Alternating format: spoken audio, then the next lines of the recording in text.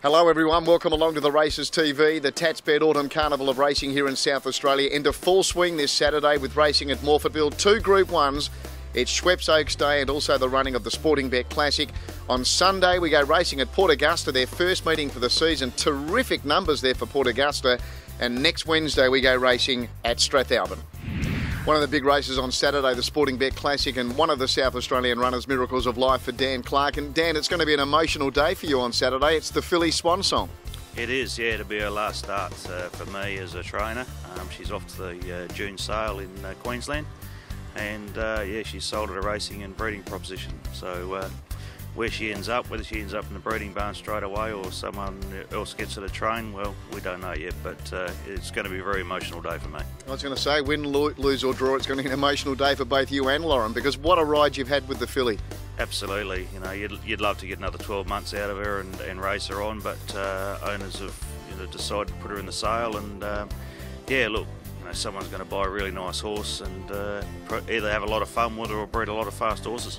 And Dan, where's she at? Because, like, to my eye, you've got her probably right where you need her for this race on Saturday. Yeah, Terry, she's spot on. I could not be happy with the horse where she's at. She's probably peaked right for the day. So yeah, it's just hope she can pull off the Group 1 and go out with a Group 1 finish for me.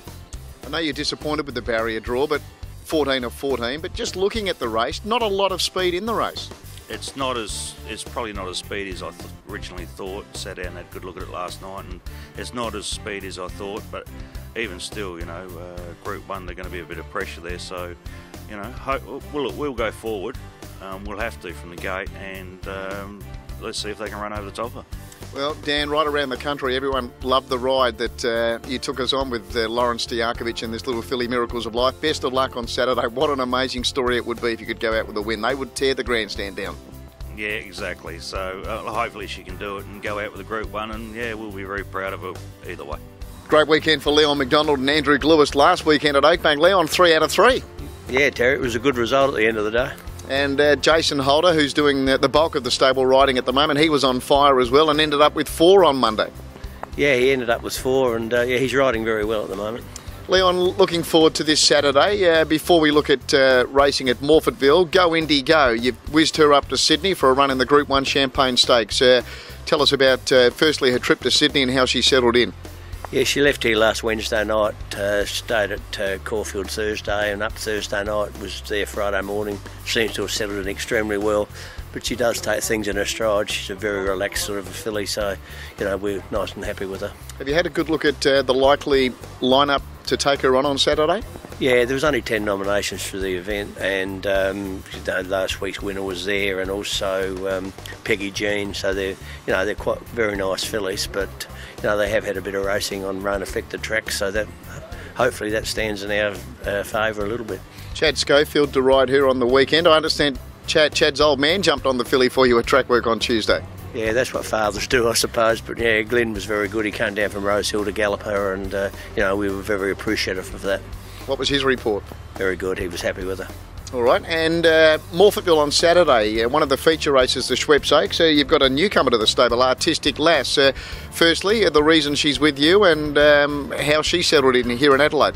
Yeah, she's settled in okay. Actually, she's a half-sister to Sistine Angel and Sistine Demon, so there's a bit of breeding there. David Payne sent her down for the Oaks, and so that's what's happened, but gee, they didn't look after her with the gate. Yeah, drawn the outside barrier. Doesn't make it easy. All right. What would you be expecting? I'd expect her to go back and run on. I spoke to David last night, and he was of the opinion we should be going back and running on, so that's what we'll be doing. All right, well, best of luck, Leon. Let's hope you have another good weekend this weekend. Good, thanks, Terry. Okay, finally, let's have a look at these 2 big Group 1s at Morphettville on the weekend. Firstly, race number 6, the Schweppes Oaks, registered as the Australasian Oaks at 2,000 metres. And as you can see, number 1, May's Dream, the tricky barrier there, 15. Likewise, Girl in Flight, the winner of the Schweppes Essence barrier, 13. In Masquerade, I think has got a great chance in barrier 5, one of 4 runners for Peter Moody. And then over to race number 7 on Saturday. It's the Sportingbet Classic, registered as the Robert Sangster Stakes. Platelet, trying to go back-to-back. Robert Smurden with a couple of very good chances, Shamal Wind and Politeness. And what a great story it would be if Dan Clarken could win with Miracles of Life. We'll see you again next week for the Races TV. Have a good week. There's nothing like a day at the races.